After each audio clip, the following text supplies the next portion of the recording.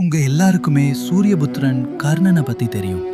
அவர் ஒரு பெரிய வில்வீரனும் அவர் பிறக்கும்போதே கவசம் மற்றும் குண்டலத்தோடு பிறந்தாருன்னு நம்ம எல்லாருக்கும் தெரியும். இந்த வீடியோவை முழுசா பார்க்கறதுக்கு முன்னாடி உங்களுக்கு கர்ணனை பிடிக்கும்னா இந்த வீடியோக்கு ஒரு லைக் போடுங்க. கர்ணன் ஒரு சிறந்த மாவீரன் ஆவார். அவரை யாராலையும் யுத்தத்துல தோக்கடிக்க முடியாது. அப்படி இருக்க மகாபாரத யுத்தம் நடந்துட்டு இருக்க நேரத்துல கர்ணனை தோக்கடிக்க முடியாம யுத்தம் இன்னும் சில நாட்களுக்கு நீண்டிடே போகுது. அப்போ இந்திரதேவர் தன்னுடைய மகன் அர்ஜுனன் கர்ணனை போர்ல வீழ்த்தணும்னு ஒரு பிக்ஷக்காரன் போல வேடமிட்டு கர்ணன் கிட்ட போய் அவனோட கவசத்தையும் குண்டலத்தையும் தானமா கேட்பாரு. நம்ம கர்ணனை பத்தி சொல்லவா வேணும்? அவர் தானம் கொடுக்கறதுல வல்லன்னு எல்லாருக்கும் நல்லாவே தெரியும்.